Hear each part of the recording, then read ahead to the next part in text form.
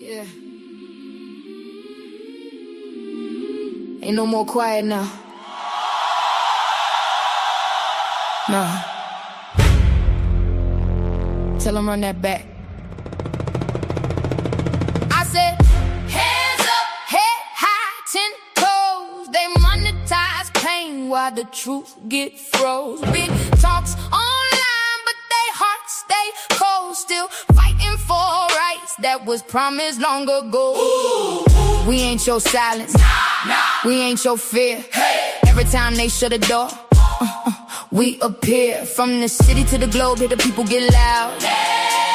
You can bury one voice, but you can't stop the crowd. Yeah.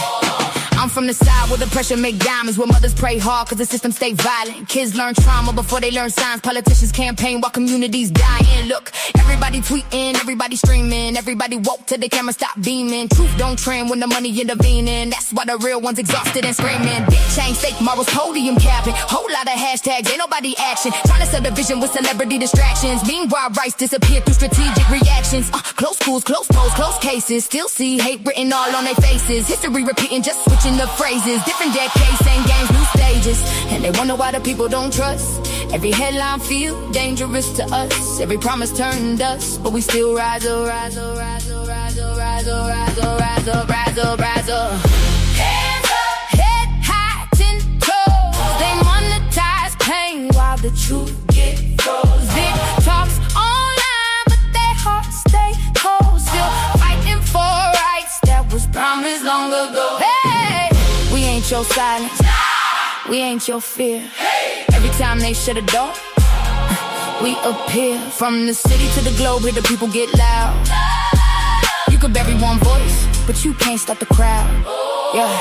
Now everybody playing God with the algorithms, programming narratives and calling it the system. Who decides truth? Who decides wisdom? If the future artificial, who protect the children? Too much rage in the timeline scrolling. Young minds vulnerable, anger overloading. Everybody radical when the fear keep growing and the world stay tense while the missiles stay loaded overseas. War drums, contracts get signed. Oil, power, money always hide behind pride. Poor folks pay while the billionaires glide. And the news turn trauma into primetime vibes. Talk peace with a smirk while the stocks go up. Tell the working class, hold on, but enough is enough. People tired, people broke, people fed up. Still they call us angry every time we stand up. Stand up, stand up, stand up, stand up, stand up, stand up. Listen,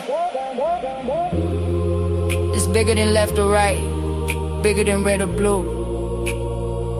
People just wanna live, people just wanna breathe, people just wanna matter. But every generation gotta drag justice uphill, while somebody profits off the chaos. That's the part they don't say out loud. Hands up, head high, 10 toes. True hit harder when the beat line rolls. Can't sell fear to a soul that knows. Power to the people, let the whole world know. We ain't your silence, we ain't your shame. If the people wake up, everything changed. From the city to the globe, hear the whole crowd roar. You can't dim light when the spirit want war. Rise up, even when they try to divide us. Rise up, even when the pressure find us. Yeah, yeah. Still here, still loud, still fighting. Love.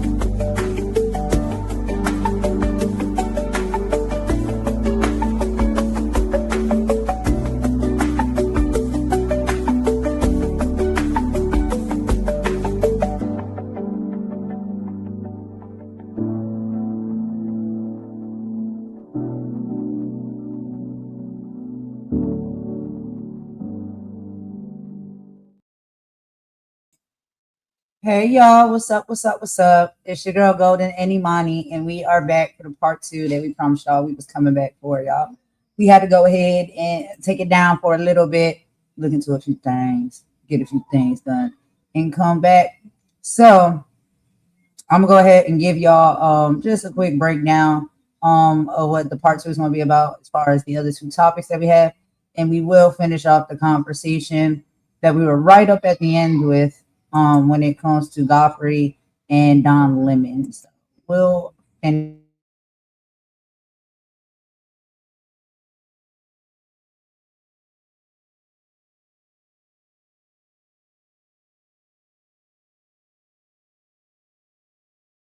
the show is comedian Godfrey. And he was having a great conversation with Don Lemon. And, he spoke on his thoughts and feelings about the Kevin Hart roast and some of the jokes and comedy and, what's funny, what's appropriate, what's not, all the things, right?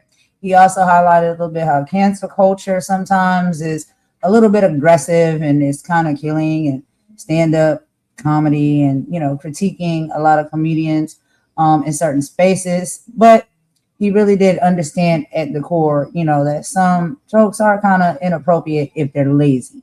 Sometimes you have to put a lot more work and thought when it comes to being a comedian and really delivering a great joke. And so that conversation was had. They also tapped into talking a bit about Black MAGA. And towards the end, they had some final thoughts and opinions as well. So we're just going to go ahead and pick right up where we left off. And then I will tell y'all about the next topic we'll get into, which is going to be Kenny Lattimore having a pretty interesting conversation with Joy Reid. So let's go ahead and get this video up here. Imani, are you there with me, girl? Get back, get back, get back. Yeah, I'm back. Okay. I did find an interesting commentary. Gremlins for sure. I did find an interesting video or whatnot because uh, when we was talking about Kevin Hart and how some comedians are responding, a lot of the talks were basically like they did approve and they did say that it was okay for a lot of those jokes to be told, and because of that, yes, there's a lot of backlash. But Kevin Hart, he's gotten really upset lately about the backlash that he's been getting, and he took a visit over to the Breakfast Club and did have a conversation with them about why he's so mad about that backlash. Do you think that's something that we should play here on today's live, or should we save that for the people for tomorrow? What do you think, Imani? You can unmute. Sorry. How long is the clip? The Breakfast Club. It's about 14 minutes. It's the Breakfast 14 Club minutes, one, and it's just is it? It's just all Kevin Hart. Is it from? Yeah, it's the Breakfast Club. Yes, it's from the Breakfast Club. Yeah. Let's finish the Godfrey one and then play the Kevin Hart response. Okay. Right. Because I thought that would correlate great and tie into, the back and forth, banter. So we heard some of what Godfrey had to say. We heard let's just finish up the Godfrey one, and then we'll play the Kevin Hart one straight after. Okay. All right. Let's get into it. We'll pick right up where we left off. Here we go.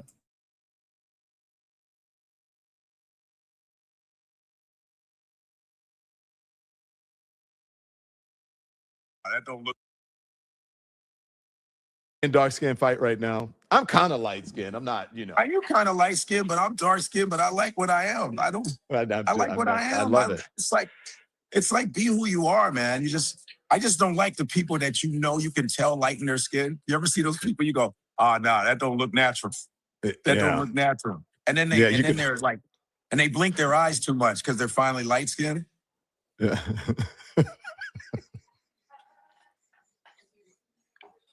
I'm light skinned now. He's like this. Hey, Don.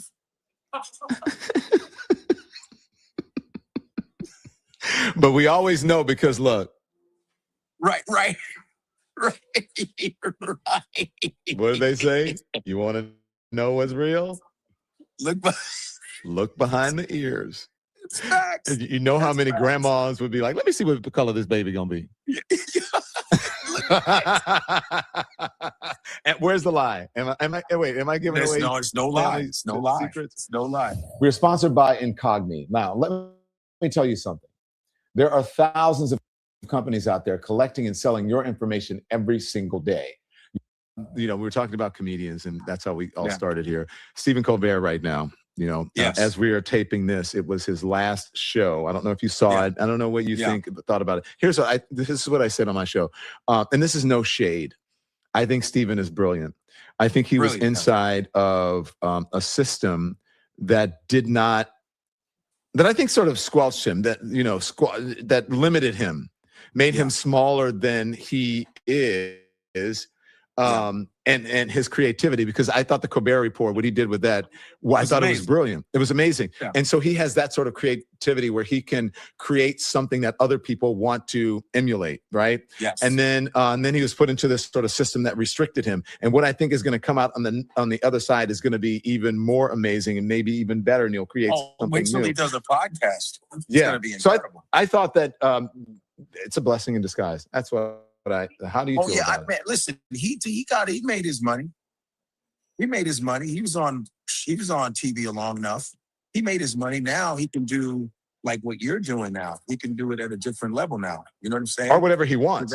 Or whatever he wants now. Oh, he's going to be, it's like David Letterman, who's like, now he does his thing on Netflix. It's like, it's a whole different world now. And I think he's going to be looser. We're going to see Stephen Colbert in a t-shirt and a chair killing it. You know what I'm saying? We need that. And so, it's Trump and his, it's just, I just, man, I'm so done with these. I'm so done with all of them. I'm so done with them. Cheating. Okay, go ahead. Sorry. No, go ahead. Finish your thought. Gerrymandering. Let's get black people not. It's just silly. It's just silly. But they're still not going to win. I don't believe they're going to win. Go ahead. Honest moment for me. I watched the entire thing, Stephen Colbert. I hadn't watched, to be honest with you, I hadn't watched Late Night. I can't even. Yeah, of course, it stinks. It stinks. I see the clips. I see the clips. Me too. Look, Kimmel, that's my dude, right? Kimmel. Fallon is a friend, and Jimmy's great. I've known Jimmy a long time. And is a good dude. So, but I haven't watched it in real time in a long time. And I watched. And I could see why. It felt like my team member said to me as we were on our morning meeting, she said, Don, I watched it too, and it felt like something that I would watch with my parents as a kid. And so I feel like it's, maybe it's past its expiration date. I don't know. That's how I felt watching it. The late night talk show space is kind of whack. And what I don't like is that it was never diversified. Arsenio was the last guy. How do you have Arsenio do 5 years? You can't. Wasn't he the first? Yeah, he was the first. But then you bring him back, but then you bring him back and cancel him again. But all the other white dudes stay through all the whole thing. Yeah. I forget Trevor was there too. Trevor was there too. I forget Trevor. Trevor took over Daily Show, which was already established. But Arsenio and it's a different sort of talk show. It's not the same. Yeah, it's not right. But Arsenio was from ground zero, and he changed the game, and he killed it, and he was at the top of his game, and then all of a sudden, he was whooping everybody's ass, and of course, they found a way to get rid of that, and then they bring back Arsenio 20 years later, and then they cancel him again. They was like, surprise. I just bumped into Arsenio. What did he say? But, I mean, think about it, what you just said, things that make you go, right. That was George Arsenio's Lopez thing. had a show. Remember, Magic Johnson had a show. It wasn't there for that long. So, it's like, why wasn't late night should have been more diversified? It shouldn't have just been white men in suits all day. It should have it should have been women. It should have been a lot of different people. And now it's all gone. And they would rather go out just them and not anybody else. Quick sidebar. Do y'all remember, does anybody remember when Monique had her late night talk show or TV show, the Monique show? I thought that was a really excellent show, y'all. Because when I heard Godfrey just say that, I'm like, yeah, he's right. It should be more, diverse, right? When it comes to late night TV. A lot of times when it comes to late night TV comedians and talk shows and stuff like that, yeah, there are sometimes a lot of these guys in suits that happen to be Caucasian dudes or whatever. And some of them are funny to me, some of them aren't. But Imani, do you remember when Monique had her late night comedy TV show, talk show that used to come on the Monique show? Yeah, I do. I do. Sorry, I missed something because I've just come back up, so I've missed some bits of it. Oh, Yeah. okay. Yeah. About they're talking about Stephen Colbert basically right now. And then Godfrey had just made a comment about basically he feels like it should be more diverse when it comes to like the late night comedy and TV shows that they have.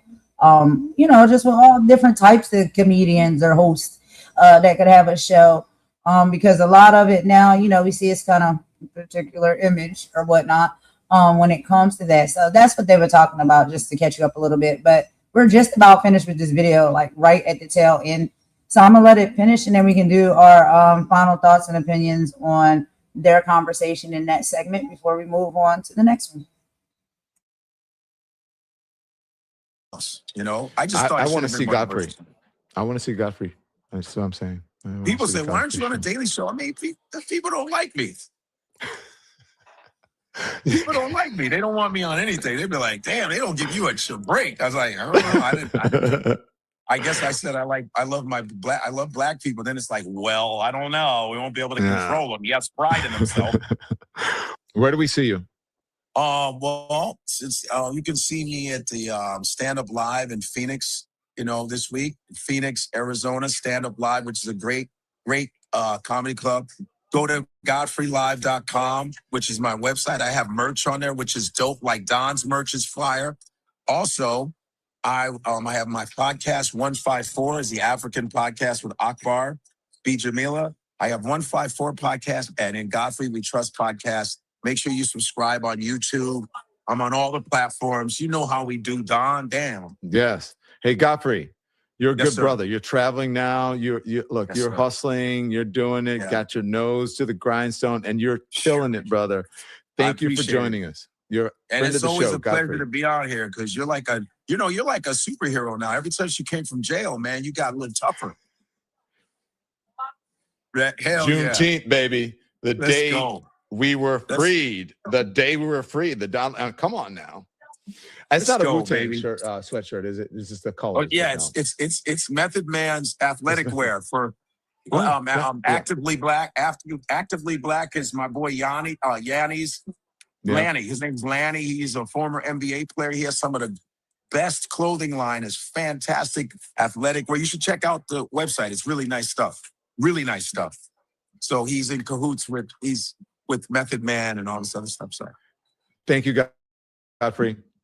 We'll see you soon. And we'll see you soon. All right, child. They was having me cracking up towards the end of it when Godfrey really started getting in his bag as far as his comedy and his jokes. But I love to see these conversations. I love Godfrey. I love Don Lemon. I thought it was an excellent conversation. And they brought us some really great talking points. And like you mentioned on part one, Imani, which I'm going to let you go ahead and take the floor next, that, sometimes we have to sit still before we respond or before, we pop off to speak, me, honestly, and realize that sometimes people can be saying the same thing just in two different ways. So I do think it was, a conversation around, the Kevin Hart joke and a lot of the discomfort and the unease that a lot of people within the Black community had with some of the jokes, and especially when it came to the George Floyd joke.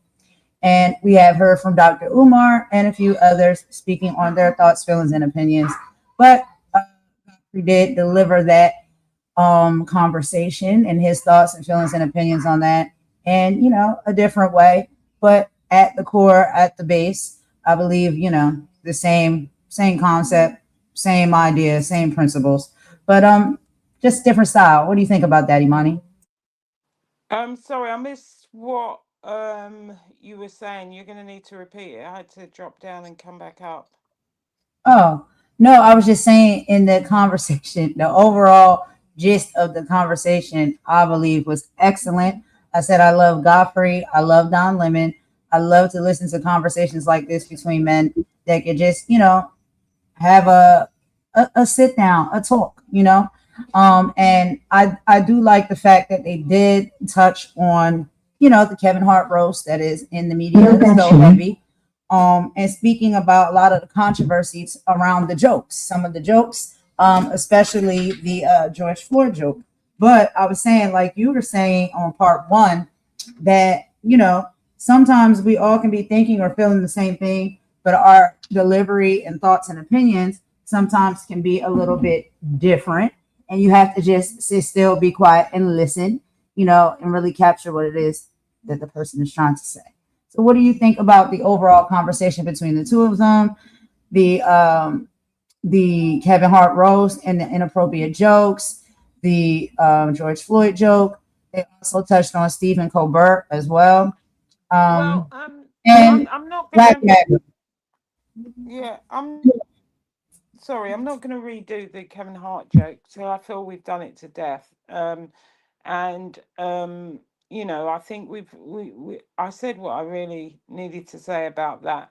But I thought that Godfrey, who's a comedian that I do like to watch, he's funny, he's honest, and he's always unfiltered.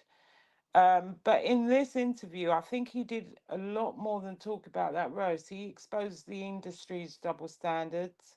He celebrated Black creativity, and he also reminded us, instead of people, you know, a lot of these guys look to go viral, but real artistry outlasts all the trends that are out there, and they have to focus on their artistry.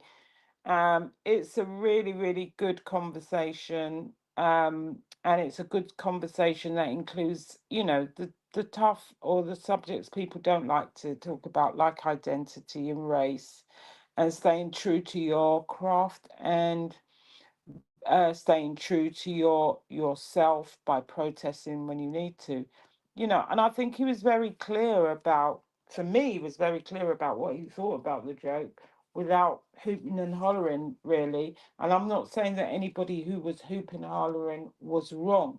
He was expressing himself in a different way, which might, you know, it communication reaches all people in different ways, and he got his points across really well.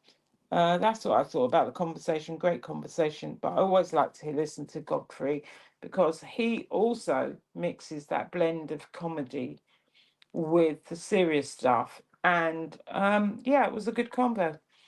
That's it. That's all.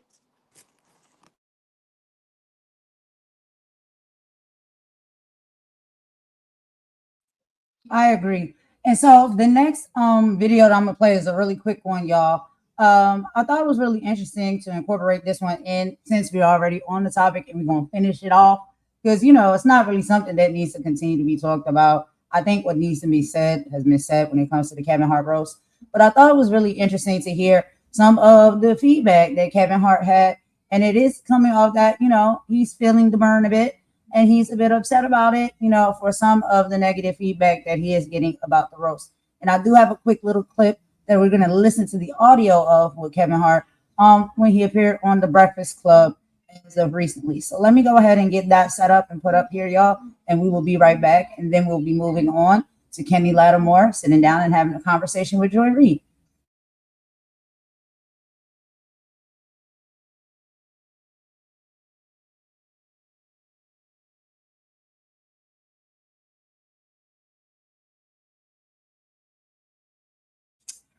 All right, so let's go ahead and get this up on the screen real quick, y'all. We'll be doing audio. Let's take a listen to what Kevin Hart had to say in response to all of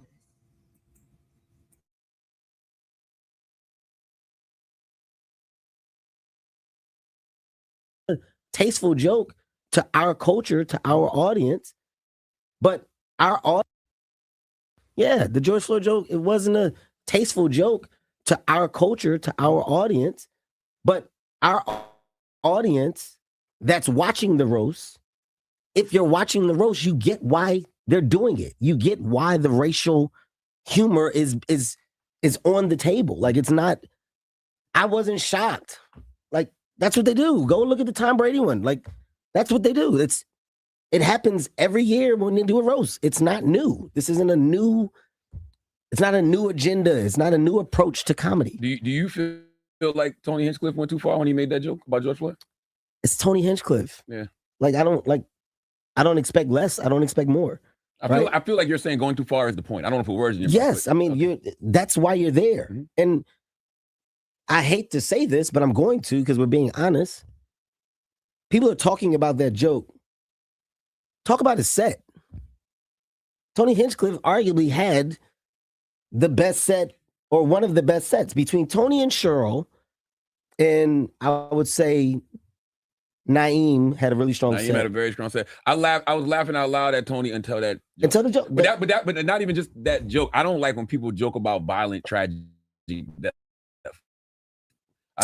I like Pete's set, and then I was like, oh, why you had to say about Charlie Kirk?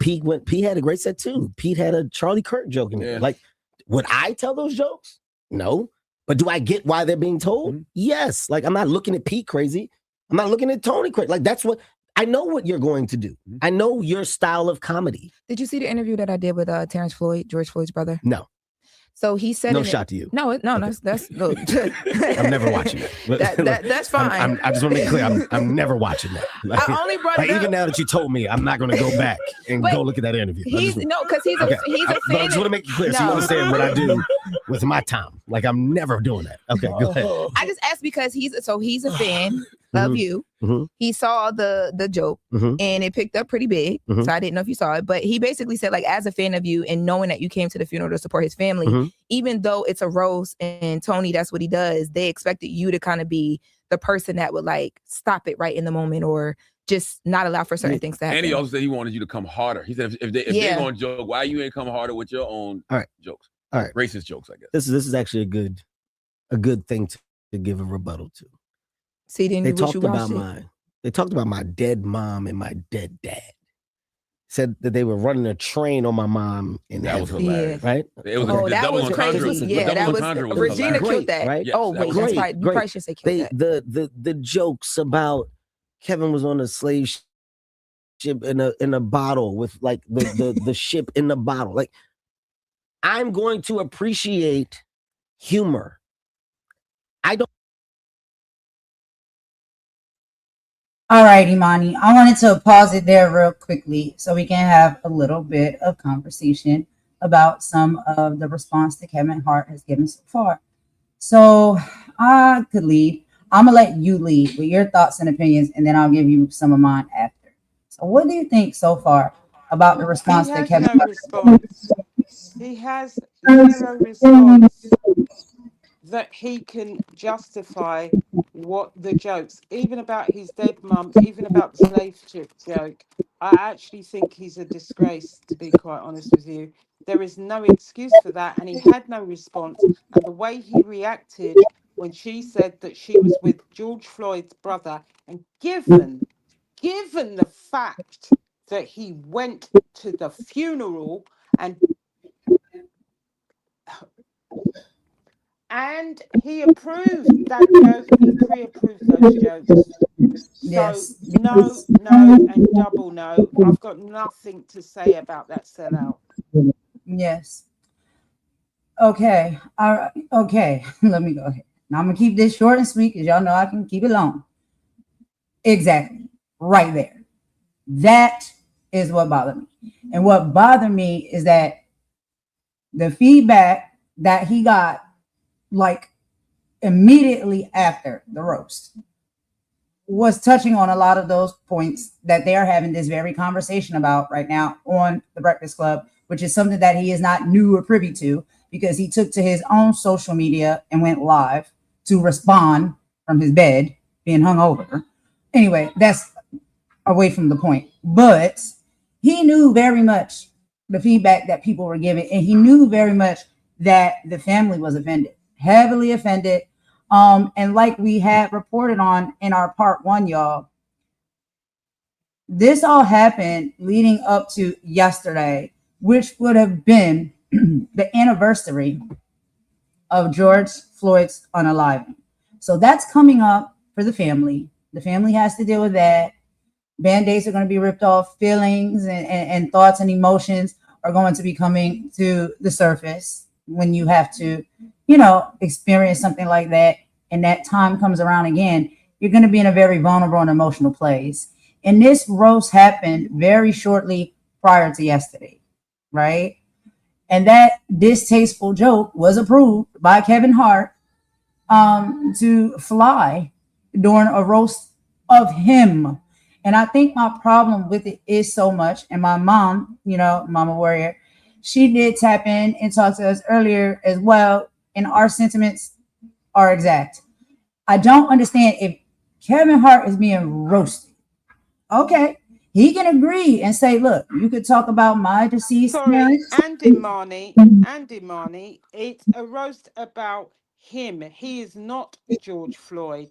Him. Yeah, I'm sorry, baby. Yeah, me, you, and Mama Warrior was talking. So yeah, we all three are on the same page when it comes to that. So yes, that's what we were saying. Like that, what does roasting Kevin Hart have to do with George Floyd? Someone who is no longer with us and cannot speak or laugh for themselves or approve to be clowned. These people, all of the ones that was at the roast, Kevin Hart being the one being roasted, everybody that was there is very much alive. And so if they approve and they don't mind the jokes that's being made about them and their deceased family members, they can give consent to that because they are here with us. They're alive. George is not. And I don't believe that they reached out and asked his family members to approve or ask them, do you think that it's okay if we make this joke on the Kevin Hart roast about your deceased brother? Like, come on. It's like, pretty obvious. Sorry, Golden. I'm really sorry to cut you. It's pretty obvious that he didn't reach out to the family because the brother wouldn't have been surprised or objecting after the fact. And the fact that you did your selective pretend sympathy to go to the funeral and then to have a joke like that in your roast that you were. It's sound went out again. Can you hear me? You can. It said you muted back up. Try and unmute if you can. I don't know. The sound was going in and out, but yeah, it went back out. But absolutely right. So just pick it up where you left off. Yeah, it's very clear. Okay, fix your sound and come back up, babe. Okay, no problem. Yeah, so it's very clear. Like y'all didn't reach out to the family to get that joke approved by the family because they were hurt, they were offended, and they were devastated. And one of the main reasons why they were his brother said he was so devastated is because he is a fan of Kevin Hart. He has gone and said he's been going to Kevin Hart stand-ups. He watches his movies. He likes him. He respects him as a comedian and an artist. And you to turn around and do something like that, you know what I'm saying? Not even reach out to the family and ask. It doesn't matter if you approve the joke about you. You did not ask that family, would that be okay for them to put that joke? Because why would you? You think they're going to say yes? Of course they're not going to say yes because it was distasteful and you knew it. And now I'm sorry. I think you deserve to walk around with the egg on your face. And then the audacity for you to double down and sit up here on the Breakfast Club. And when the young lady, I forget her name, y'all, I got to find her name so I can be more professional. But when the young lady said, hey, did you see the piece that I did with the sit down and the conversation with George Floyd's brother and family? No, I didn't watch that. Nope, sure didn't. Nope, didn't watch it. Not going to watch it. Don't care. Does that not make anybody else want to go, Like you don't care. That's clearly what it is. You don't care. You didn't care then and you don't care now. At least on this interview, which is the most recent that he's had to talk about this. At least now get it, understand, know, see it. And let's be clear, even if he didn't watch that sit down, I know he heard about it. I know somebody told him about it. It's not oblivious to him that George Floyd's family members were offended. His brother, his daughter, highly offended by that choice of joke.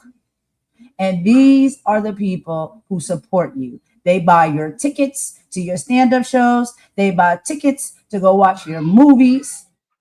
They put their dollars into your pocket and support you. And you turn around and you allow nasty work to happen. Excuse me, I gotta stop saying nasty work, y'all. But you allowed this disgrace to happen on a roast that you have given approval to. And then you double down and don't care. Let's keep going. Imani's getting her sound fixed. And then after we're done listening with Kevin Hart, we'll get into Kenny Lattimore with Joy Reid. Let's keep going, y'all.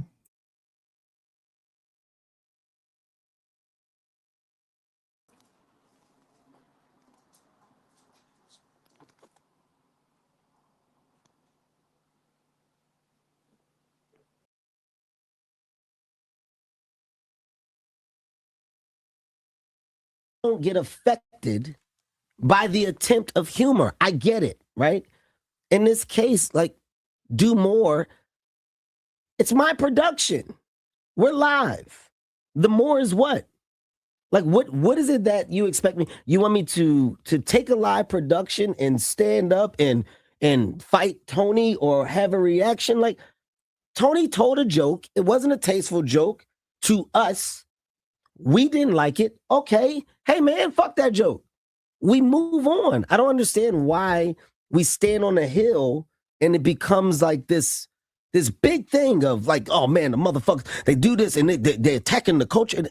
It doesn't have to be that. It literally is either you're a fan of this level of content or you're not. And if you're not a fan, then you don't watch it. So my last note for all attached to this is very simple, okay? Whatever the headlines or whatever the dialogue is, my rebuttal is simplicity.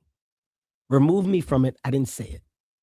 If you are upset that the night went on, that's a different conversation. It's nothing I can do. It's a production. It's a live production. I'm not compromising the live production for a reaction of what? What do you want me to do? I'm going to drag him off? You want me to fight afterwards? You want me to turn it into like what? That's not what I agreed to do. That's not the job at hand. The job at hand was to produce a successful roast, which I did.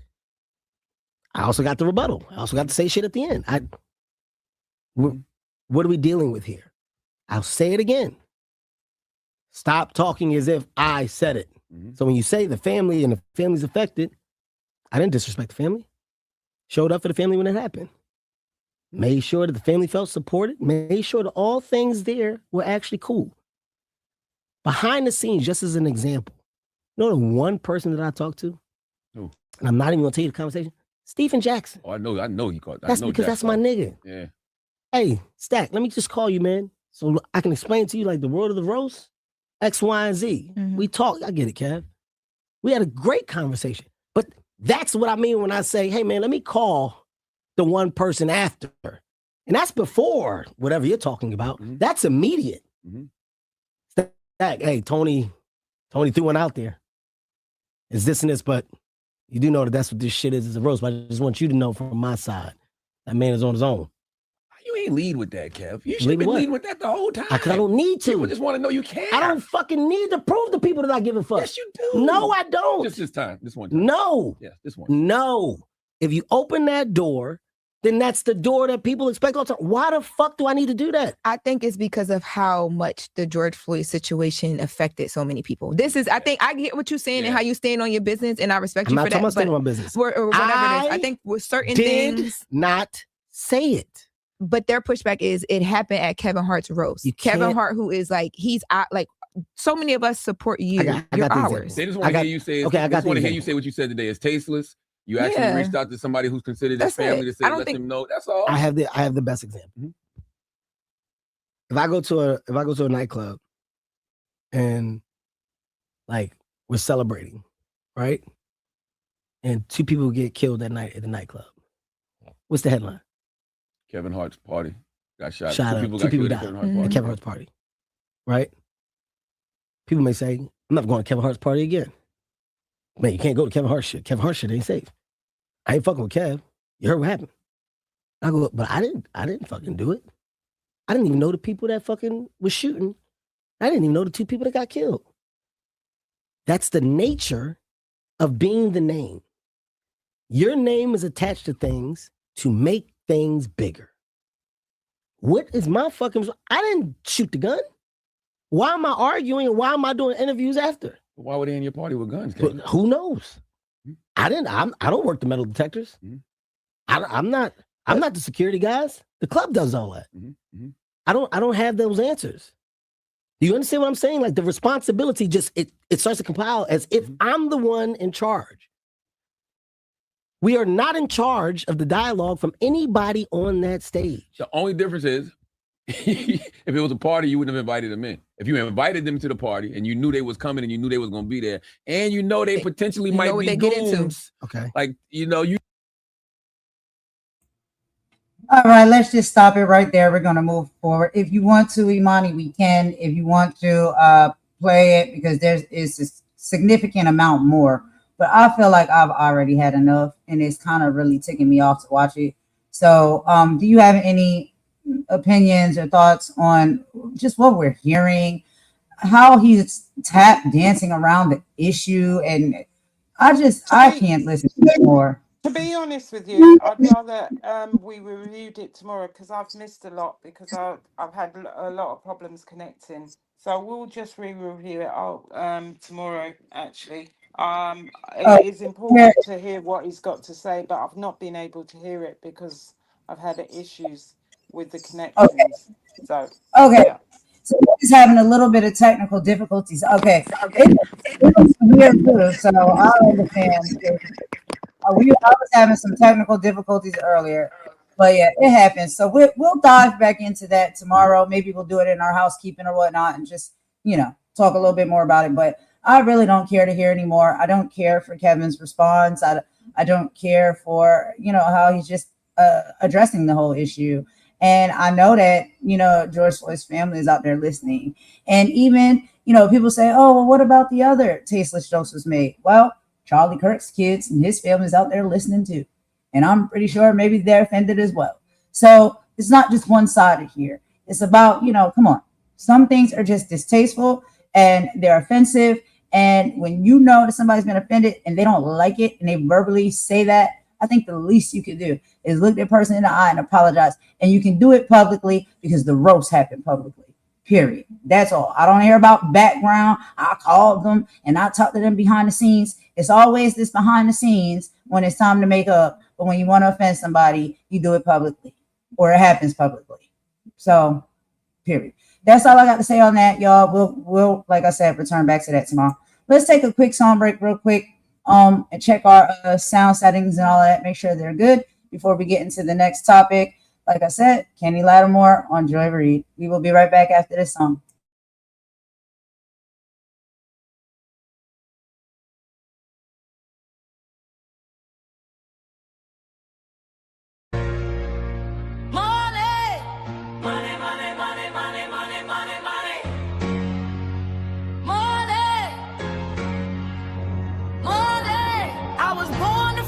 Yeah, I'm chasing the check, but the weight of the world is a chain on my neck. Money, money, money, money, money, money, money, money, money, money, money, money, money, money. Yeah, check the clock, check the pace, check the greed.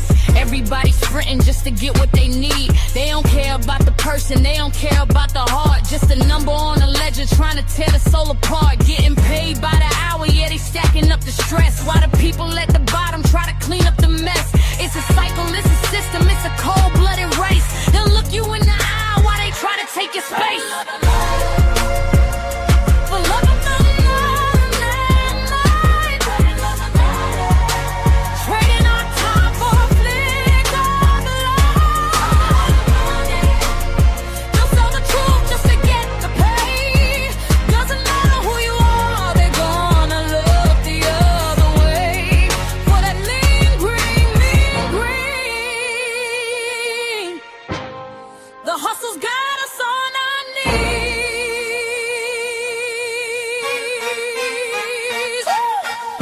I need the racks, but not like that.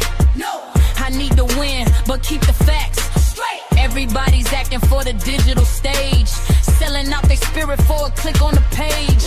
Clickbait the drama, monetize the fake. How much of your integrity are you willing to stake? They're getting paid to hollow out everything we seek.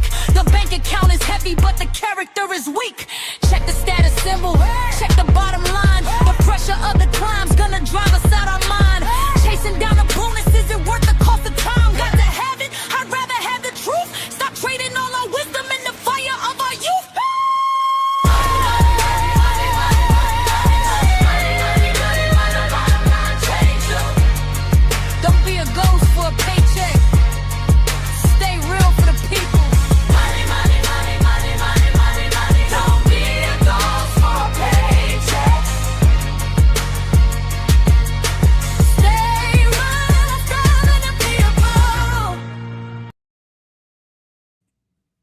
All right, y'all. So thanks for rocking with us with that song right there. I just want to go ahead and cut that short, y'all, so we can move right along.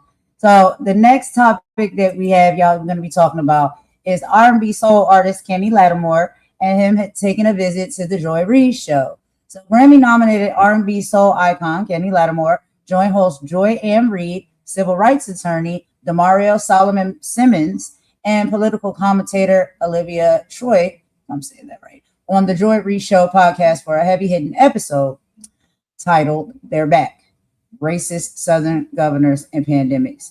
So a few things we're talking about, and we're going to get into that in just a moment on the podcast. Number one, the legislative target.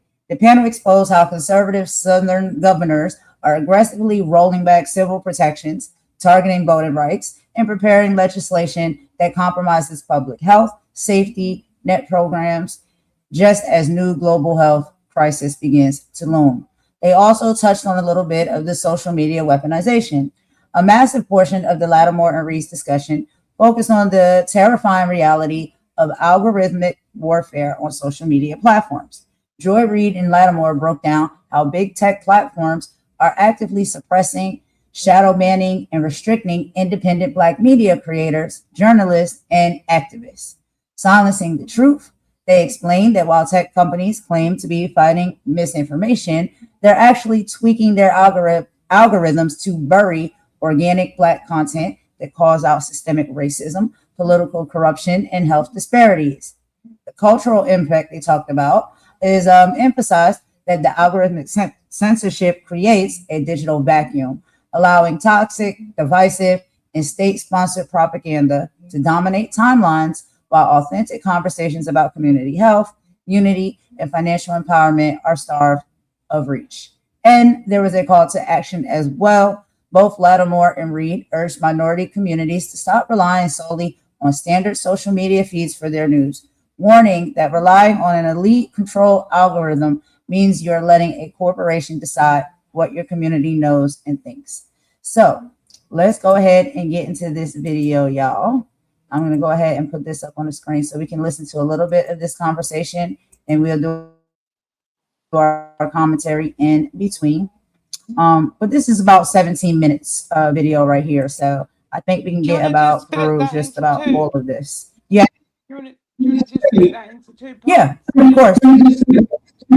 Yeah, we can split it down the middle. We'll do first half, and then we'll do the second half and commentary after that. The same way we kind of do it all the time. That sounds good. I think that's a good plan. So let's just do that. We'll play a little bit, stop and chat, and then the rest of it. So let's go ahead and get into it, y'all, and we'll meet y'all in the chat.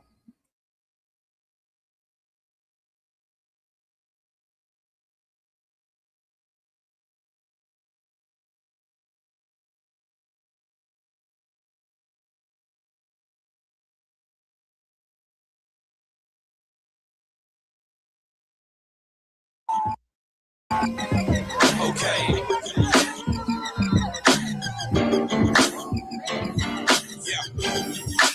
And Jason and I had the pleasure of being in Atlantic City, New Jersey, one of the good blue states that lets Black people vote and have members of Congress, along with our producer, Nitha Khan, who was also with us for an epic 90s concert featuring supergroups Jodeci, Escape, and this brother right here. Play the thing.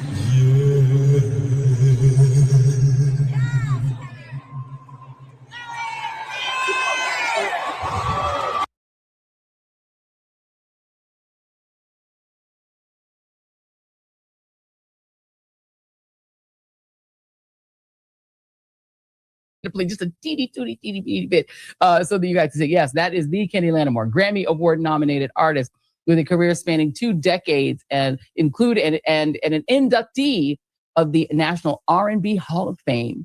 You can look for behind the scenes pics on my social media. I'm going to post them there where I'm actually allowed to put music on. He's got some, my terrible camera work there. Don't blame me for that. It's my iPhone. And he's got some wonderful news to share. And he joins me now. Hey, Kenny. Hey, how are you doing? Oh my gosh. It is so fantastic to just be in your presence. Number one, I thank you so much for being you, for how you represent our community and our world, because oh gosh, it's so important, just letting you know that I'm tuning in, I'm listening to the things that you're talking about that are affecting our world, and particularly our what was democracy. And but thank you. I know this is a lighter moment that we're going to get into. We need it. We need it. Well, not all the way light, because I do have to. Before we get to the good news, you have some wonderful news to share, and it was wonderful to get a chance to actually meet you. This is favor ain't fair. Like they say, favor ain't fair. We were going to go to the concert anyway, but I got a chance to meet you to chat with you a little bit, and so you shared your news with me. But before we get to that, I want to show this clip. It's not a clip, but it's a still of the fact that you not long ago were performing at the Kennedy Center for the performing arts. Oh my gosh! Right? And how about we were tributing Marvin Gaye, Duke Ellington, some of the great African American performers from the DC area. Yes. And everything flipped. Like it felt like weeks later. Mm-hmm. The Kennedy Center was no longer a desirable place to perform. A lot of people were so disappointed. And I could see people making that exit. They were like, we are out of here. But the memorial, what the Kennedy Center had done through the years, I think was so important. And it was very unifying. And I'm from Washington, D.C. Yeah. So, being a native Washingtonian, and to see some of the changes that are taking place, it is like we're in a Twilight Zone movie or television show. I mean, it really is. Yeah. It's hard. And the arts, they feel even more important in a moment like this, right? I mean, some of our subversion, right? That it's subversive to be an artist. And, you see, but yet you see a lot of musical artists, at the Met Gala as if nothing's happening, chilling with Jeff Bezos like nothing's happening. Is there a divide among artists about whether, but not even about being political, but whether you should be outspoken? I think there is, for various reasons. I think some people feel like their career has reached a certain plateau where they're not held with the same responsibility as others. There's, in particular, one of them in the R&B world, one of the tragedies that we saw, and this is a good conversation because I've been thinking about this. Chrisette Michele, who is a wonderful R&B singer, was a part of, she literally sang one song as a part of the inauguration of Donald Trump the first time with a guy named Travis Green, who's in the gospel industry.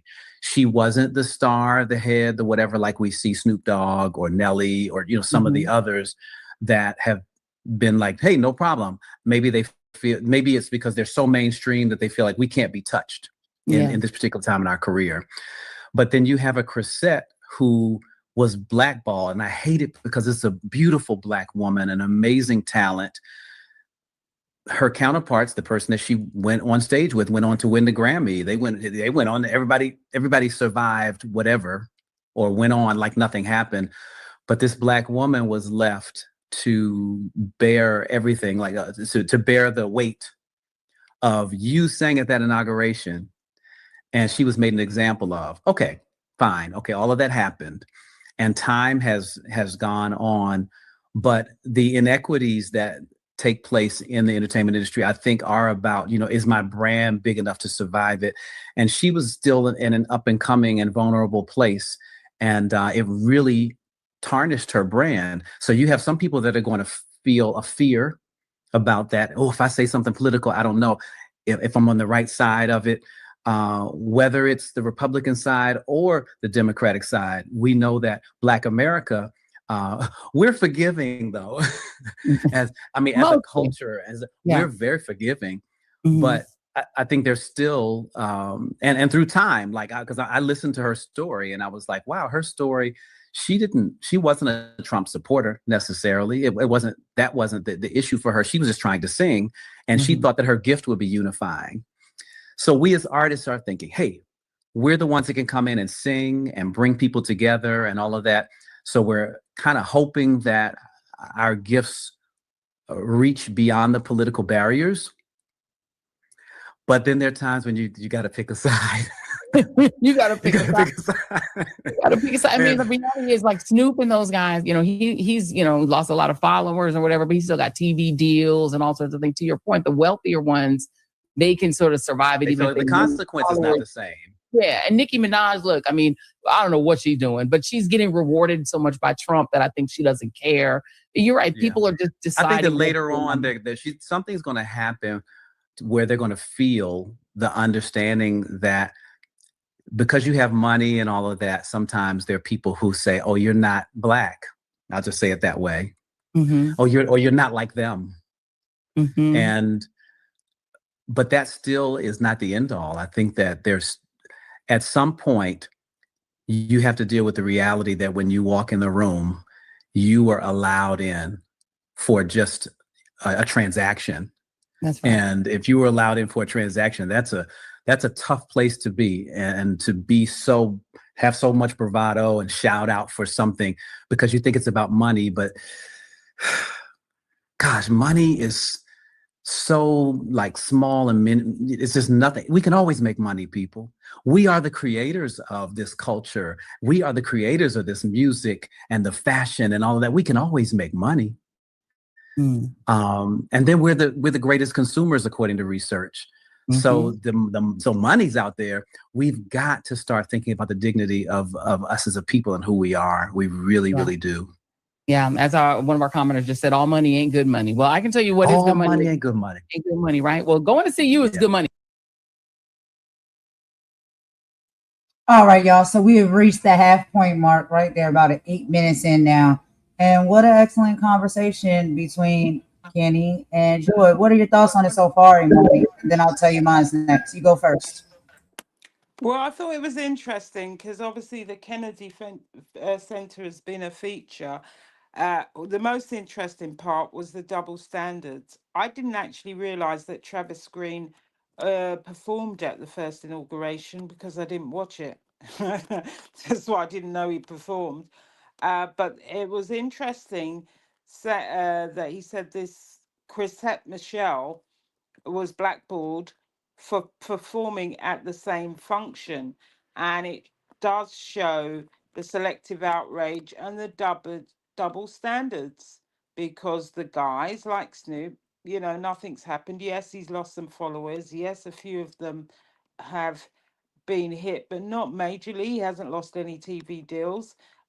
Just the same as Ice Cube didn't lose anything by saying all that BS about Trump's going to help the black people get a black fund and do all this crap that he was promising to trying to get the black vote. It didn't impact him. It hasn't impacted 50 Cent.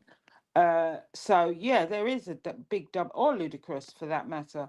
There is a big double standard because the woman has been impacted through the fact that she wasn't the main performer at the inauguration. And like I said, I didn't watch it. But the other things that they say are true, that they love our culture. We're the big consumers of our culture, our food, our clothes, our music, whatever. So they lose if we're not the consuming, and all money ain't good money, and that is fact. And people have to use their voice, and have to, just like people have stopped performing at the Kennedy Center since he decided to change the name to the Kennedy Trump Center. Yeah, they're right.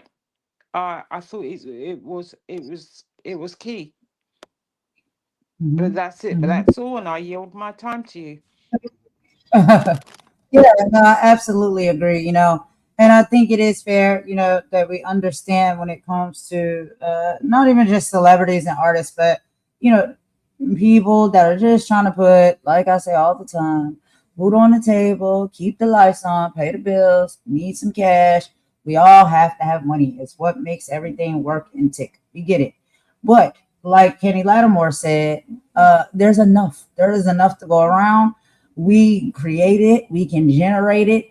And all money is not good money. So we don't have to walk around in this constant fear that we have to make decisions or choices that puts our integrity on the shelf, puts our pride on the shelf when it comes to who we are as a people, for the sake of getting an opportunity or a paycheck or a seat at a table that really doesn't want you to be sitting there anyway.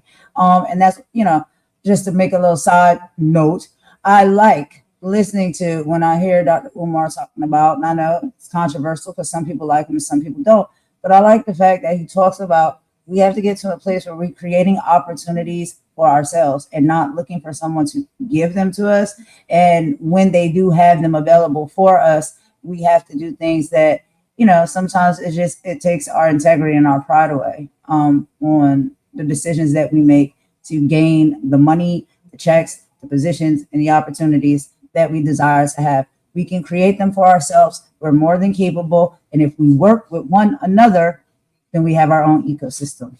But let's keep going and listen to the rest of the interview, and then we'll come back for some further commentary. My brother, you are always Thank you. Your voice is perfection. It was such a fun concert, but you shared that, you know, your lovely wife, there she is. Oh, look at that beautiful picture. You have some news. You and the yes, judge. our breaking news. This is my first podcast, live interview, television interview, whatever you in any consideration, that we are having our baby number 2. Ooh. And we are so excited. And we waited. There was so much going on in the world too that, you know, we wanted to celebrate, like, with our first child, our daughter, we celebrated from the moment we knew that she was coming, and it was all the way through. But, you know, we're finding out also that the internet and social media is not always kind, even when you have children. Mm-hmm. Even when you have great things that happen to you. So many people are unhappy and triggered by other people's happiness. That's a whole different story. That's led us down a road where we have a lawsuit against YouTube right now. And we have a very major publication, newspaper, that's going to be interviewing us. Probably by July, you're going to see some things, because we're fighting for legislation in that whole social media world, particularly at YouTube, where people that are foreign perpetrators of information can be held accountable, because we have been investigating this phenomenon of Black slander, particularly of our pastors and public figures who are positive in our community. And I guess it's shocking. People click. If you say that somebody that we know is a tremendously reputable person has something, smear something negative on them, we click, what you got. We have to stop doing that. That's right. But we had a situation where YouTube, there were so many reports that she and I were divorcing. Okay, this is in the middle of us having this baby and everything, that we were divorcing, and that we were having these arguments, all kinds of things being fabricated online. And all of a sudden, Google started a report that it was true, citing these sites. So it was a very interesting time for us, where we were like, you know what, let's just be quiet and live in our own happiness and the goodness of what is really happening. And this baby is coming like any day now. So I didn't think we could keep it a secret. But we did, from your fans. Faith, but I mean, like, yes, we can do it. We love Judge Faith, by the way. And look, the reality is that you're hitting on something that, you know, Jason and I go through this too. There are whole mini documentaries about us that are like 90% untrue, and people are like sending it to me that know me and are like, oh my God, they did a tour of your house. It's like, that's not my house, baby. Like, I don't know who that is. They're saying all kinds of lies, and that is the thing, is it's so unregulated, right? Yes. That people can make up anything, and then they earn money from the clickbait of it. That is it. And we want to regulate that some kind of way, where at the very least, if it could be labeled AI, we have these men who are using women's voices in AI to tell these. It's really like the wild, not even the wild west, the wild world out there. The whole thing is absolutely ridiculous. But I want people to remember, and Faith and I have just really tremendously become advocates for this, because people don't think of us as real. They don't think of us as human, that are celebrated, rather. Let me make that clear. When people are celebrated, sometimes there are people that have not chosen to be celebrated that become celebrated, and you rise to the occasion to be whatever the best you can in that particular space. I speak at Howard University's, there's a psychology and fine arts class. wonderful Professor James Ballard, who allows me to come in and give perspective to what it's like being a celebrity. And I try to teach and talk about these things with the kids now, because so many of them still desire fame, and they what they think it is. And I try to go in and speak to them about what it truly is, the good, the bad, and the ugly, so that they can make a decision, a better decision. And then I focus on passion and making sure that what they do is they don't forget why they fell in love with certain aspects of the arts, certain aspects of, whether it's dance or music or what have you, and know that it's broader than you just becoming a big star, because you become a target for so many different things that if you're not mentally prepared for, we've seen people take their lives. We've seen beauty queens who are smart, beautiful, gorgeous, and take their lives because people are trolling them. I mean, it's like really an insane atmosphere to thrive. It is. Well, you have explained one more reason why we have to vote, because in order to get good legislation through, we have to have decent people elected who actually care about. All right, y'all. So we go ahead and take a quick little pause right here. And before they get into, the politics and the legislation, which that's where it really all lies. If we have that better structured, then a lot of these things can be handled and dealt with properly and really put to sleep and put to bed. But imagine, so this is Kenny Lattimore. Everybody, I don't know if you know Kenny Lattimore. He's a very famous R&B singer, wonderful voice, great music. And he is married to Judge Faith Jenkins. And so they are speaking about the exact same thing that we experience here almost every day on YouTube, on this platform. And this is a judge, right? And yes, she is has the court show, so she is a public figure. He is a singer and an artist, so he is a public figure. It's clear that it doesn't matter who you are and what position you hold. These things are happening, and there's been a very big uptick of it, and there's a lot of investigation going into it. So there's not just content creators that are digging into and looking into this stuff on a legal space by themselves. There are a lot of big artists and huge people with big money, big names, and big connections that are also digging into this as well and have a right to pick with YouTube, the platform, and how things are being operated. And, the danger and the uncomfortability that a lot of people are experiencing on this platform. But Imani, I'm gonna let you go ahead and take it over. What do you think and feel about this? This is a pretty good conversation. Yeah, well, I think it started out with some good news that they're having their second child, and why they kept the pregnancy private, because he said they're suing YouTube over false reports. They are suing YouTube over false reports, AI-generated lies, and coordinated slander campaigns. He's also talking about how Google will let reports go through that were fabricated, and there was a dangerous escalation. And like you said, this is what we've been talking about. He also raised something that's very important, and this is something that we were talking about just yesterday when we were talking when you were on, I believe, I don't know whether it's Lady T's or Maggie's panel, probably on both. It's the danger of the mental health impact of online harassment. It's not only for public figures, it's for anybody who is being harassed online.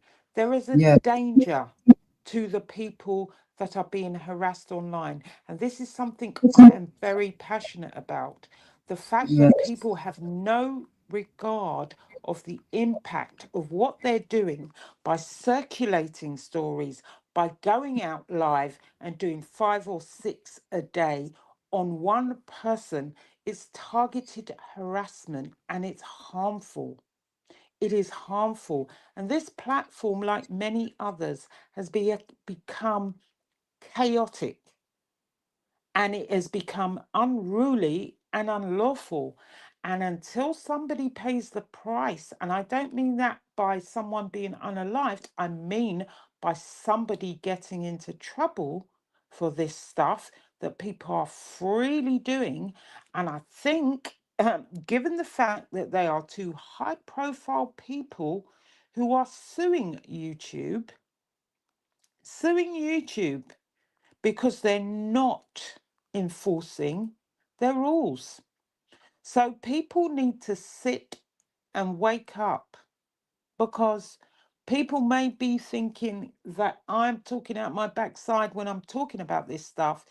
They're going to get a shock. This is why YouTube are going around and removing accounts. It is because there are lawsuits like this out there, and who knows who else is out there suing.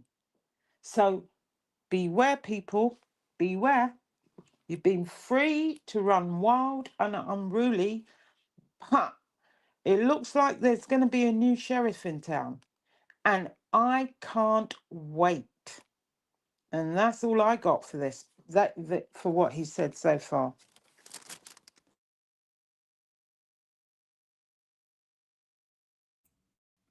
I absolutely agree. I'm gonna let them keep going because we're almost halfway through the video. I mean, we're almost at the end of the video. And then once we get to the end, I do have some final thoughts and information that I want to relay as well, but we'll do that at the end. So let's listen to the rest of their conversation and we'll get into that in just a moment. So this is just yet another reason why we all need to register and vote and make sure that we're putting not grifters, but decent human beings into Congress and in our state houses to pass these laws that we need. Before I let you go, good brother, when did we get some more music that we need? You got a baby coming out, you got a lot going on, but I know you might have some music coming out that might be of the baby friendly variety. Please tell us more, say more. Thank you. I have Faith and I, when we were thinking, oh gosh, we're about to announce this baby. And a couple of weeks prior to us doing that, Faith was saying, you know what, you should do a lullaby album, like some of the songs that you sing to Skylar. And I'm always making up a song around the house. I don't care what it is. If we're going to the store, I get Skylar together. We're going to the store now. We're going to. It doesn't matter. I just make up something for her, and she gets a kick out of it. So there is For You, the lullaby albums. There's a version of my song For You. There's a version of Twinkle Twinkle Little Star, which I'm singing in English, Chinese, and in Spanish. Okay. There's just stuff because that's another thing that's authentic to our house. Our daughter is in a bilingual school, so that teaches her languages, and then we started with Somewhere Over the Rainbow, which I thought was beautiful and appropriate. Just something that is soothing, again, bringing some positivity. But when you think about your child and the peace that you want them to have, and home, and all the things that are just good, sometimes you need that music soundtrack to go along with it. And so the Lullaby album is available for pre-save now. And if you want to hear Somewhere Over the Rainbow, go to KennyLattimore.com. Or go to at Kenny Lattimore, my Instagram page, and all that. You'll see links and things about it. We just felt that we wanted to give something during this time of us sharing and experiencing this great news. I love it. Well, I would ask you for 2 or 3 bars, but I want people to go to the website. You want to give us a bar. Give us one line. Going to do that, and you'll hear Somewhere Over the Rainbow, way up high, there's a land that I've heard of once in a lullaby. I get to sing nice and soft to the bed. Oh, it's so incredible for me. Kenny Lattimore, can I just keep it real with you? That baby not going to sleep. The baby gonna stay awake and hear that very song. The baby's gonna be like, my dad is singing a hit and I want to hear it to the very end. The baby gonna be awake all night, and so will you. You're never getting we did. Okay. That's so funny that you say that. Okay, then that gives me an opening Then we have the instrumental that goes on and on. Because when you think of lullabies, you don't want it to just be the song and the song go off and the atmosphere changes and all that. So the song goes on, and then we have the instrumentals and things too that go on. So that's what I like I about appreciate that. The comment, if the story was too good, I'm awake. I'm like, I gotta hear the end of this. And then I'm awake. So you're gonna have to have like 18 minutes of song after you start singing. So that the baby will actually be like, all right, fine, I give up. I go to sleep. I give up. Kenny Lattimore, you're terrific. Please tell Judge Faith, we love you. She's getting so much love in the chat. We love you both. You guys are both fantastic, awesome, fabulous, gorgeous. And we just know that baby is going to be too. God bless you and your family. Good friend. Blessings. Until next time. Yes. And thank you again for all that you do. Thank you. Being our voice and educating us. Yes. I appreciate you, brother. Thank you. All right, y'all. So that was the end of that conversation between Joy Reid and Kenny Lattimore. And as we basically heard them say, a lot of the things that have been happening on these platforms, what people are doing, and some of the big corporations that are behind these tech companies that run these platforms, they've been getting away with allowing a lot of these things to happen. But there are a lot of people out here, as you've heard, that are fighting back legally. Okay. And it's not just content creators. There are bigger entities, bigger celebrities, judges. I mean, we're talking about a judge here. So, I mean, what do you really think is going to come from there? I'm pretty sure she knows the law in and out. You know what I mean? And so, but historically, big tech has hidden behind Section 230 of the Communications Decency Act, which protects platforms from liability regarding how they moderate content. However, legal advocates and lawmakers are fighting back with new strategies to pierce this shield. There's a lot that we could get into when it comes to this, y'all, because we do our research over here. And so I will be doing another live, and we'll be tapping into some more of this information at a later date. But today we're just going to move right, along with the content. So now for our final part of the live, we will be listening to a little bit of conversation between Candace Owens and Hunter Biden. So in an unexpected 2-hour sit down on Candace, her podcast on YouTube, fierce critic Candace Owens directly apologized to Hunter Biden, admitting she felt gaslight by the media's original handling of his laptop story, finding common ground against mainstream narratives. Owens openly questioned the media's lack of follow-up on reported assassination attempts against Trump. Hunter detailed his sobriety since June 2019, so shout out to him, and denied the 2023 White House substances was his, and compared smartphone social media algorithms to carrying a packet of you-know-what in terms of fueling national division. So a lot of conversations around how some things that was said about Hunter Biden are real, some things that was said about him and his life are not, and they're more of just the same stuff that we see on the platform and on social media,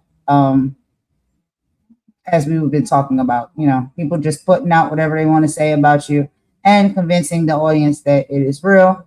Some things are real, some things are not. But they have a very candid conversation about that. So we're going to go ahead and get that started. Imani will be back, maybe, maybe not. I know she's in with some technical difficulties right now with her device. And so once that is all sorted out, she may return. And if not, then we would just be back tomorrow together, y'all. But yeah, let's go ahead and get into this video, and I'll meet y'all in the chat.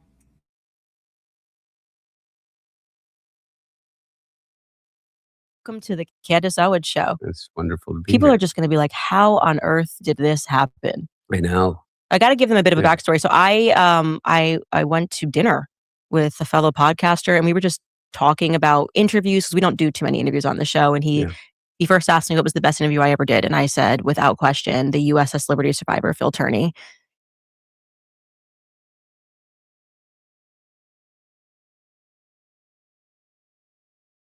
Like, it would have to be something so different. And then I said, actually, Hunter Biden. And I said to him, I watched your sit down with Andrew Callahan. Yeah. And it was kind of the most refreshing interview that I had seen in politics in a very long time, because we're so used to being gaslit about various things happening. Everyone's trying to hide stuff. And we read a lot about you. I guess we didn't really hear anything from you. So this was kind of the first time that I heard you in your own words, just totally owning your addiction issues, also going after Jake Tapper and George Clooney. And when we were kind of expecting the typical Democrat, like, these are great guys, these guys are amazing, Jake Tapper should, win a Pulitzer, I don't know. And I would just, it wasn't what I was expecting, is what I would say. So, and then that person just sort of made this happen. Yeah. So I want to just sort of get into the Hunter Biden story. I will say to the audience right now, I have already made the pledge right when I got on the phone with you that, like, obviously I'm not going to make you say anything bad about your father, because that would just be completely demonic to be like, say something terrible about your father. Everyone knows my opinions, my political perspectives. They're already out there. He is your dad. So that is separate from my viewpoints. Because there's no way I possibly could. Yeah, of course. I totally get that. But there's a lot to be said about you, and a lot that I guess hasn't been said about your journey. And I guess I want to start with just one question for the culture.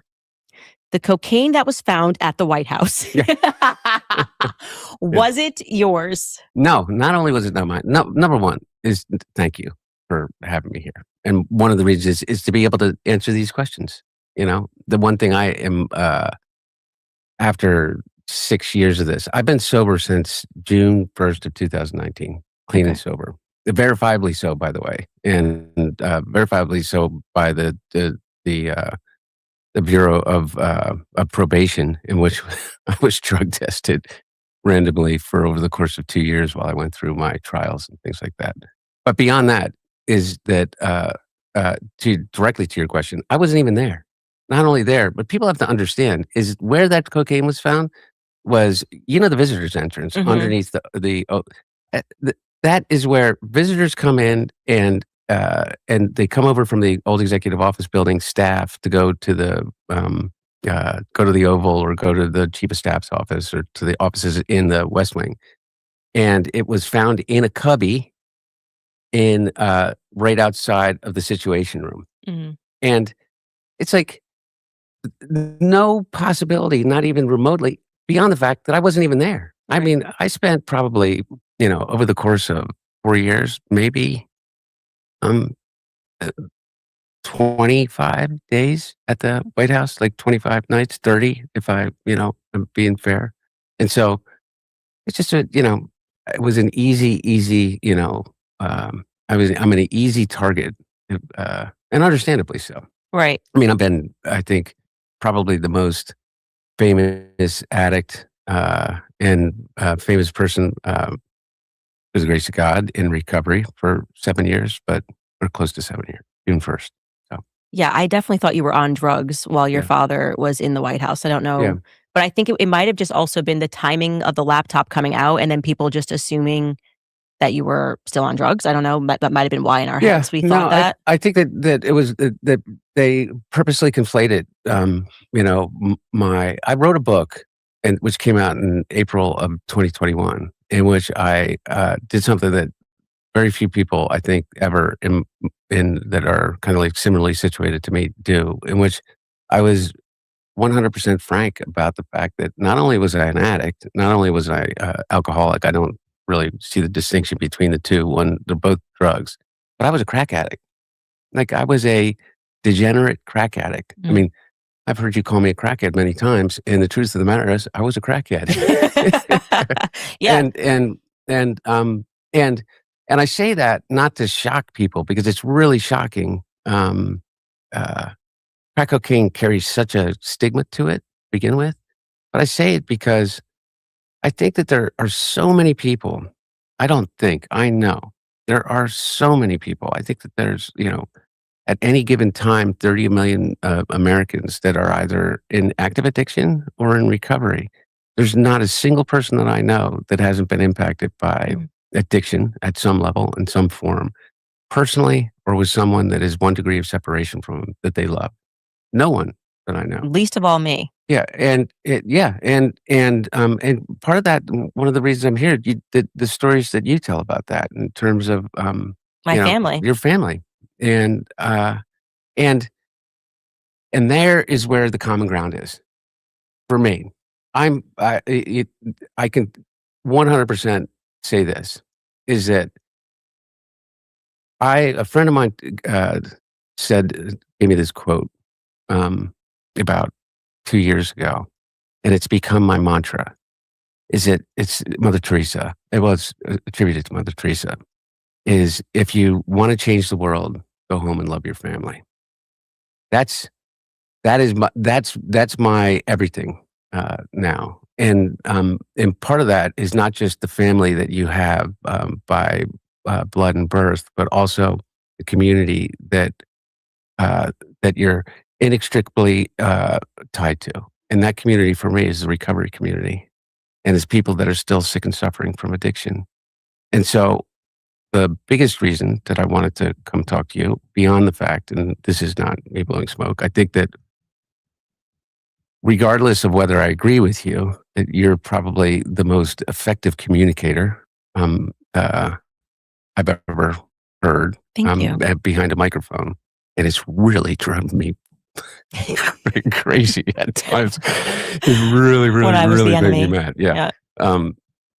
But is that I wanted to talk to you about those things and anything else you want to talk about. Yeah. I'm most interested in the addiction story. And I was saying to you before we started rolling that this was sort of something that I noticed when I would cover various topics, whether it was pornography, drugs on my show, drinking, how many men would write and say they were suffering with various things, and yet they don't often speak about like how they're quietly suffering, whether it's with addiction to pornography, addiction to drugs. And I don't think there are enough conversations about it. And so when I watched that interview of you just laying it out there, something that most people try to hide or they're shameful of, I was like, there actually just needs to be more dialogue about it. I grew up with tons of addicts in my family. I have people in my family who are still addicted. And I think there is a natural anger that people have when they, for some reason, believe, and I think this was part of the anger that that I had it toward you before I heard you speak about your addiction, is that you sort of think when somebody has money and political connections, that somehow removes them from going through these sorts of barriers in life. So when I grew up, it's like, okay, like you have uncles, whatever, that are addicted to crack. You have cousins that are doing crack, whatever it is, or experimenting with meth and drugs and those things. And then you see someone that has a life of privilege, and for some reason in your mind, you wrongly go, okay, that can't happen. And it did happen. And I'd like to hear like how you got addicted. Like what was actually the story, your path toward addiction? Yeah. So thank you for letting me talk about that, or asking me about it. And I really mean it. It's one of the things that traps people. I can only speak about myself, but I think that people that are in that are addicts or that are in recovery, also you find out really fast is that you're not as terminally unique as you think you are. Is that and one of the things that is really important about addicts talking to each other and talking about it is that realization. Because one of the things that traps you in your addiction is shame. Mm. And you like me are Catholic, and we have learned that guilt is an appropriate emotion. Guilt is an appropriate response to something when you've done something wrong, and you're supposed to atone for it. And you're supposed to seek forgiveness, whether the forgiveness comes from an individual or not. That's the lesson, is that it is in only through seeking that forgiveness can you release yourself from that guilt. That's appropriate. Shame is not. Shame is just absolutely corrosive. Shame is you telling yourself that you're not worthy, that you're never going to be worthy, that the things that you've done you can never be redeemed from. And I've done horrible things in my addiction in terms of what I did, in terms of my relationships and decisions that I made. And more than anything is just removing myself from being present for the people that love me. And what happened to me, and I really mean this, is that the exposure, not piecemeal, but the total exposure, my entire digital footprint stolen from me, a 20-year digital footprint, every text message, every picture, all of the things that that you would be ashamed of became front page news for 4 years, 5 years, beginning in 2019. And it forced me into a choice. And the choice was, do I get out of bed and live, or do I die? And it became that much of a dichotomy. And I chose to live. It wasn't easy. And maintaining sobriety in that kind of like a pressure cooker is often the thing that triggers you. But something broke in me in a good way, which was that I no longer have any fear.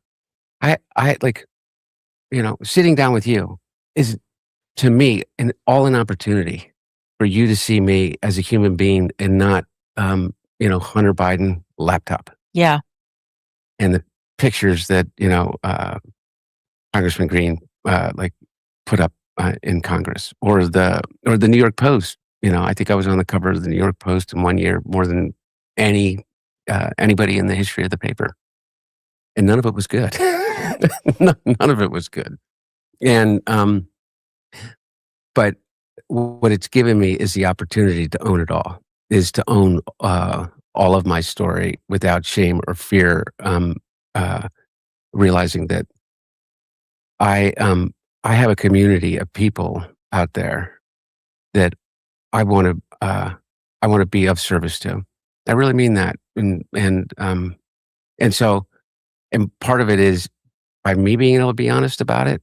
And we were just talking before we started this, is the hardest thing for any addict to do is not only get honest with the people that they love, but to get honest with themselves. And until they can really see themselves for who they are, all of it, and decide to love themselves, then the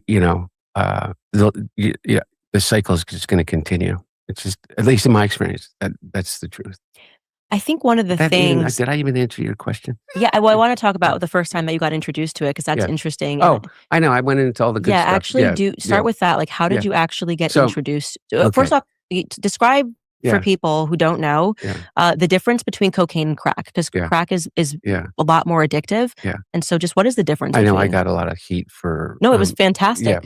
It was fantastic. I was like, well, he's actually very educated on this, and well, it was important to me to make the distinction that there's this idea that that there's this kind of a secret kind of special enhancement to powder cocaine that makes it into crack, and you have to have some technical degree in order to be able to do that. And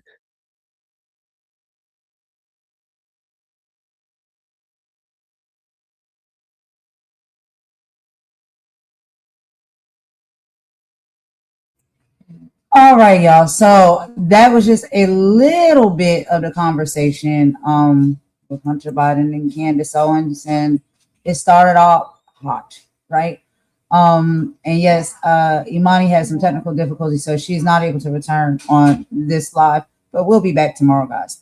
We'll get everything situated, all of those things. But with this conversation, we're definitely going to talk about it together, because we have watched and listened to some of this. And we do have, our talking points that, we want to add and just bring to the mix when it comes to this very intimate conversation that Candace and Hunter Biden had. And yes, they did lead off from the very beginning with one of the most controversial things that has, been a struggle in Hunter Biden's life. But it's not something that a lot of people are not privy to knowing. In this world and in this society, you will be surprised. A lot of people are going through the same exact things, struggling from those same exact things on a day-to-day basis, sometimes fighting silently, fighting alone. And a lot of that sometimes comes out on social media platforms, as far as like attacks and, humiliation reasons and stuff. People are not very kind, okay? But some of my final thoughts that I wanted to give to this that I think is really important. Number one is, he is showing a lot of courage, right? Coming out and having that conversation with Candace. And so that's number one. Number two is, it is hard to be a public figure, especially someone who is, as famous as he will be considered to be due to who his father is in the political scene in the sector. And when someone's struggling with something like that, just like when it is on social media platforms and YouTube, when it comes to, how the media works, for like celebrities and politicians and, people of that nature as well, they go about it the same exact way, right? Everything is for content. Everything is for a front page story.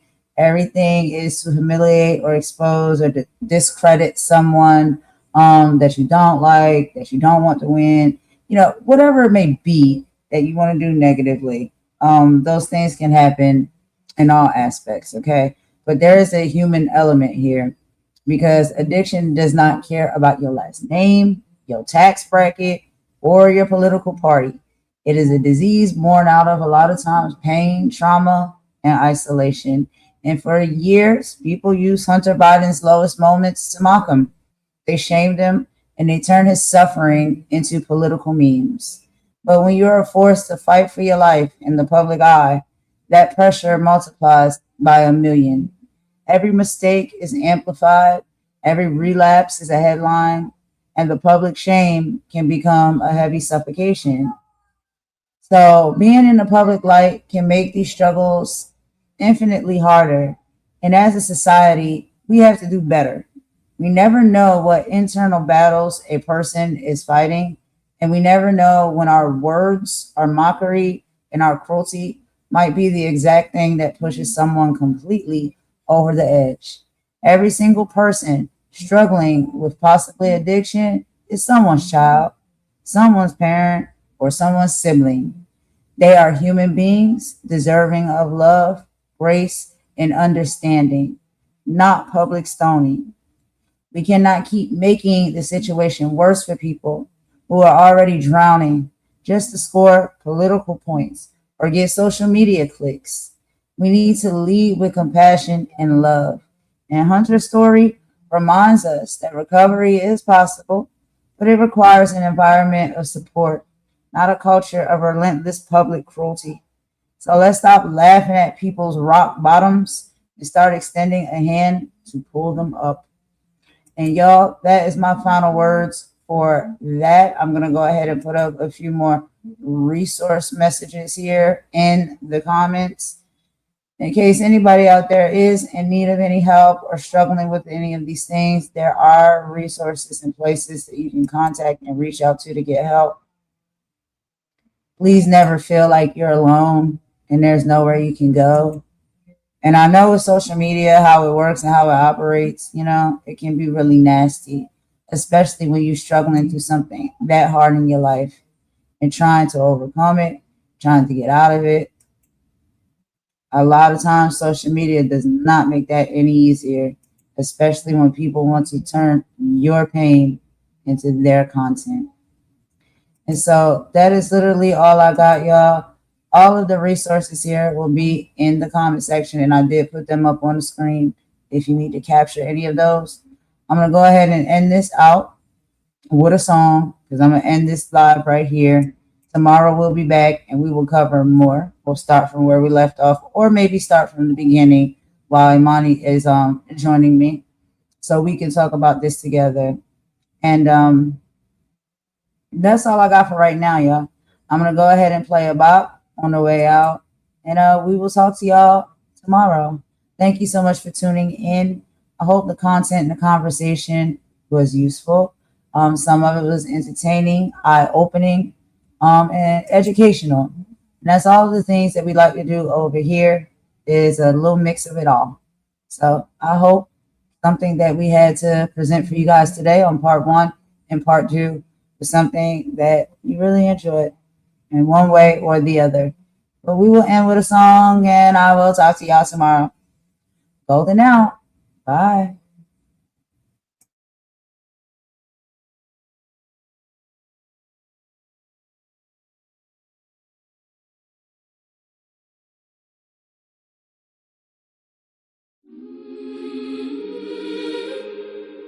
What happened to us?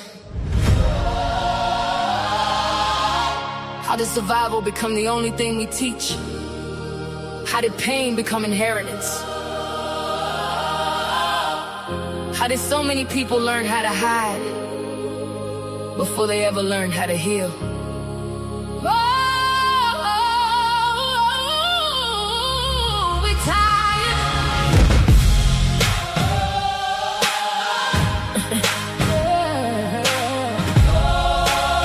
We tired. I know women that smile so nobody asks questions. No men so numb they mistake race for protection. No children in the next room hearing every fight, learning what love is from fear every night. And people say that's just how relationships go.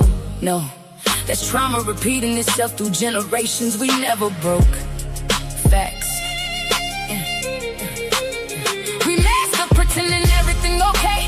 Family pictures on the wall while the spirit decay. Church on Sunday, silence on Monday. Whole house emotionally drowning by Tuesday. Somebody mama lost herself trying to save everybody. Somebody daddy stopped crying and turned cold in his body. Somebody child grew up praying after his screaming. Now they older still battling depression and demons. Took your body. Ain't nobody wanna say it out loud, but some people are exhausted from carrying everybody else.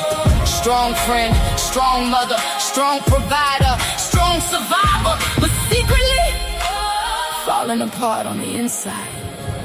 Oh, no. Some wounds don't close easy. I know. Some nights feel endless, but God never meant for your spirit to live this heavy.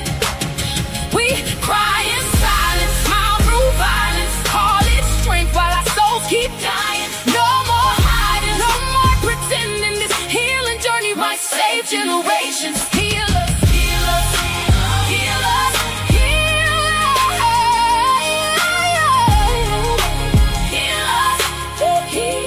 And maybe the bravest thing we ever do is finally tell the truth. Yeah. Men told don't cry, so they learn anger instead. Women taught loyalty even when emotionally dead. And somewhere along the line, everybody stopped feeling safe. Now communication sound like war, love sound like escape. Some people don't need another relationship. They need rest, need therapy, need forgiveness, need God, need space to breathe without surviving for 1 second.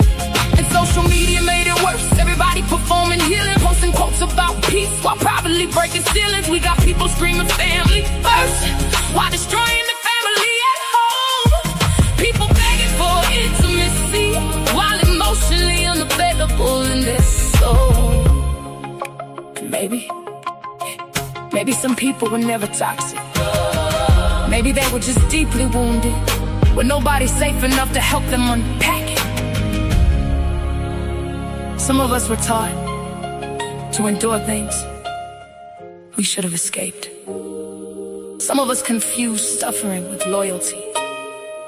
Some of us stayed because we didn't believe peace was possible for us.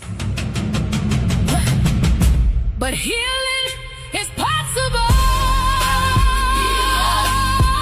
We deserve homes that feel peaceful, love that feels equal, love that feels equal, rest for the weary soul. No more surviving alone. Rise, rise, rise. There's still light inside your chest. Even after everything, you'll survive. Hold on, don't give up, don't give up. And if nobody told you lately, you are still worthy of joy, of safety, of love, of peace. Maybe healing starts when we finally stop pretending we're okay.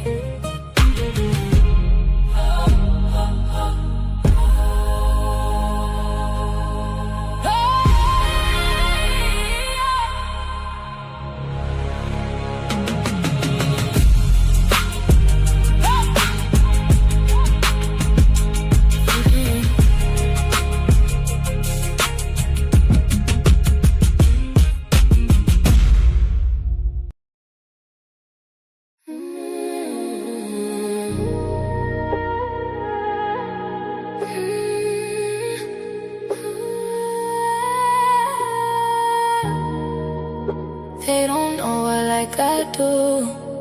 Nah. Golden.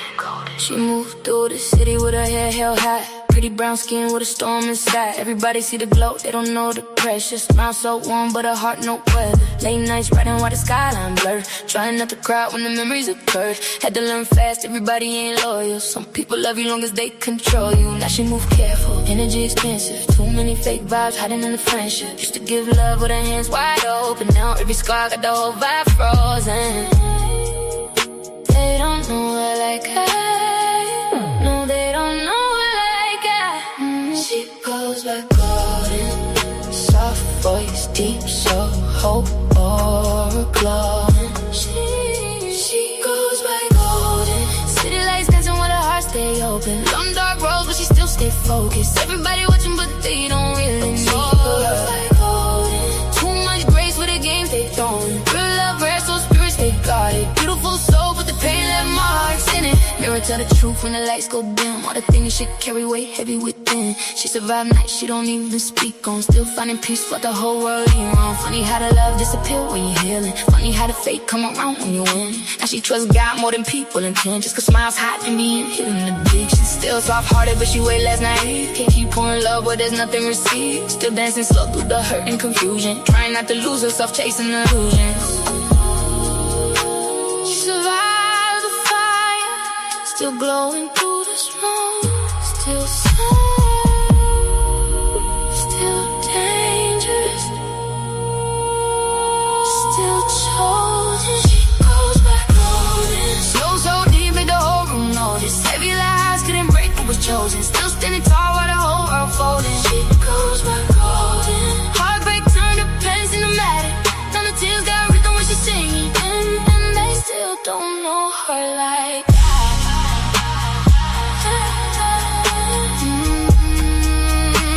They still don't know her like that.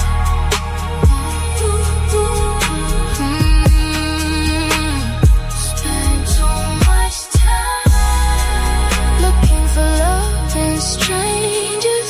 Spend so much time. Spend so much time letting outside voices shake the mirror. But at the end of the night, when the lights fade, when the city quiet, when the tears dry, we still go.